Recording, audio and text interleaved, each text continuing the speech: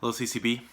Want to give you just a few quick updates as to things going on around our church and what to be expecting for the coming few weeks. We concluded catechesis this last Sunday, and we've had a pretty good turnout for that, and it was good to see a lot of faces come out and finish up their training. We'll be offering catechesis again, the 201 version, in fall, so please think about getting ready to have some time set aside for that. We also want to congratulate our many students who are graduating and getting ready for the next phase. We are proud of you. We're sorry that we couldn't congratulate you in person, but we know the Lord's going to bless your path as you pursue Him in the next unknown stages to come. So let us know if you're finishing up your time in Buffalo. If you're concluding your time with CCB, we'd love to hear back from you and know what your plans are for the next step. We also are offering some, continuing education kinds of opportunities at CCB. Elder Edwin had the idea of offering a Excel seminar / class for people who want to just build up some of their skills and abilities during this time. Tools like that are things we use oftentimes, not only in our workplaces and personal private lives, but also even in church. We utilize all kinds of just particular skills. And if you're interested in that, you can check out our webpage under the events section. If you want to actually sign up for an Excel class, we'd like you to not only sign up, but fill in the information as to where your training currently is. Do you know a bit? Have you taken any classes? What's the extent of your knowledge? And that'll help us to kind of tailor and prepare the class so that it can reach as many people as possible. There's already been some good feedback, and I think some people are interested in taking that. We'll be thinking about providing some other maybe avenues of training or coaching in the future as part of our vision to see Christ become central to you and to our church and city and world. Part of that includes just building up some of the competencies by which we can actually love our neighbors and serve our church well, and do so with excellence and some unique ways that we can actually work with the tools that we have on hand. So check that out. A couple just points of information. You may have heard that a number of churches as well as small businesses have been applying for the PPP loans offered and subsidized by the government as part of the stimulus package. If you didn't know this, a lot of churches in the U.S. have taken advantage of the CARES Act, which allows them to take basically a small loan that can be forgiven by the government as long as you can demonstrate that you've kept staff on pay and on roll for 2 months' time, and with the provision that if you do that, it can be forgiven within 2 months.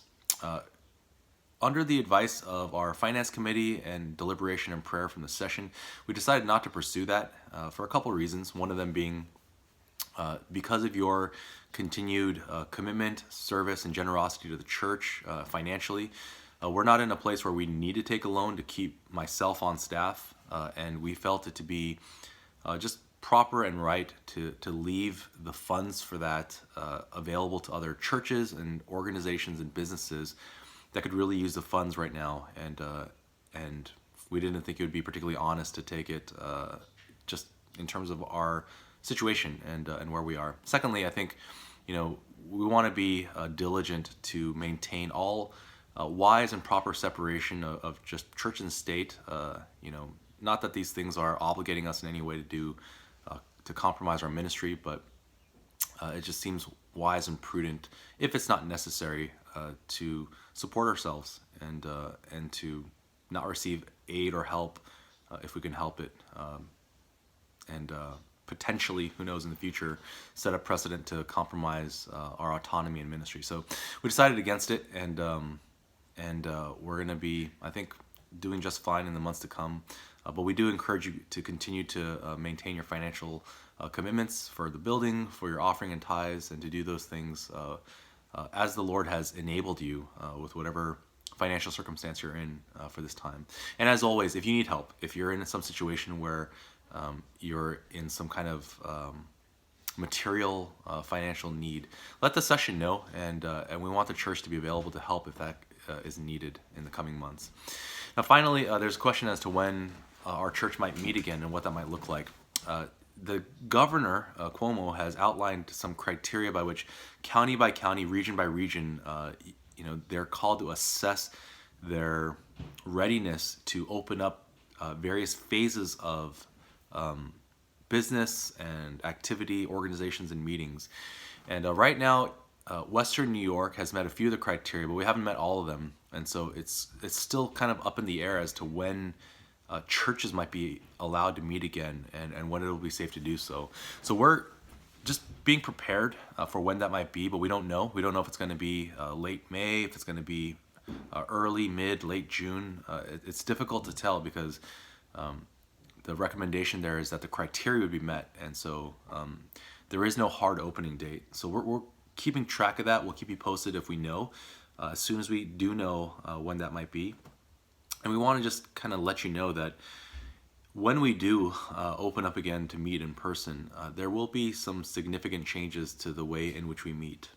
It's not going to be like February and March. It's going to be under the provision of a lot of safety measures put in place. And so we're going to have to see what the specific recommendations are.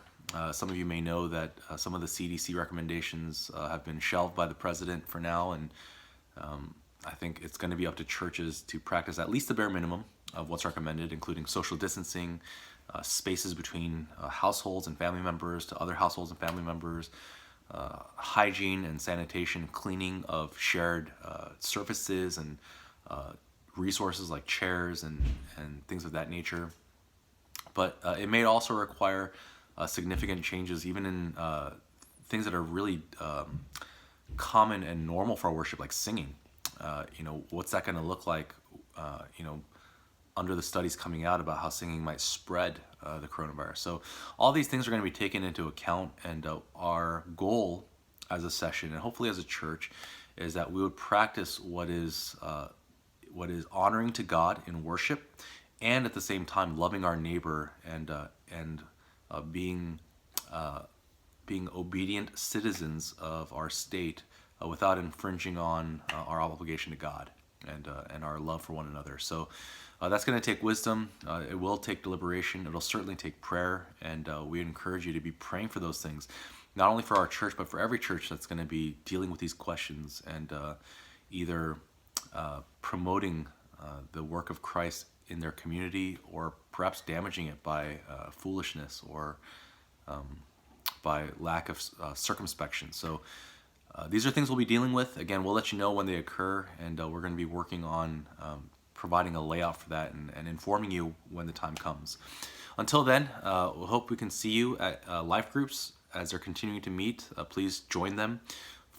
Friday prayer meetings are continuing to go on at 8 o'clock. You can join up and check our webpage for how to access that. Our office hours are still open from Tuesday and Thursday from 1 to 4 o'clock. And some days those are closed just because there are meetings and things happening during those office times. But when they're open, we encourage you to come and check them out and be there and say hello. And it's encouraging me to see you guys during those hours too. Other than that, CCB, we hope and pray that you're well, that you are utilizing your time productively and for the Lord, and that we all seek the prosperity of our city and our church and pray for the Lord's quick and generous mercy on all these things. We'll need it. And until we see each other again, I love you guys, and stay safe. Stay loving your neighbors and your families. So talk to you soon.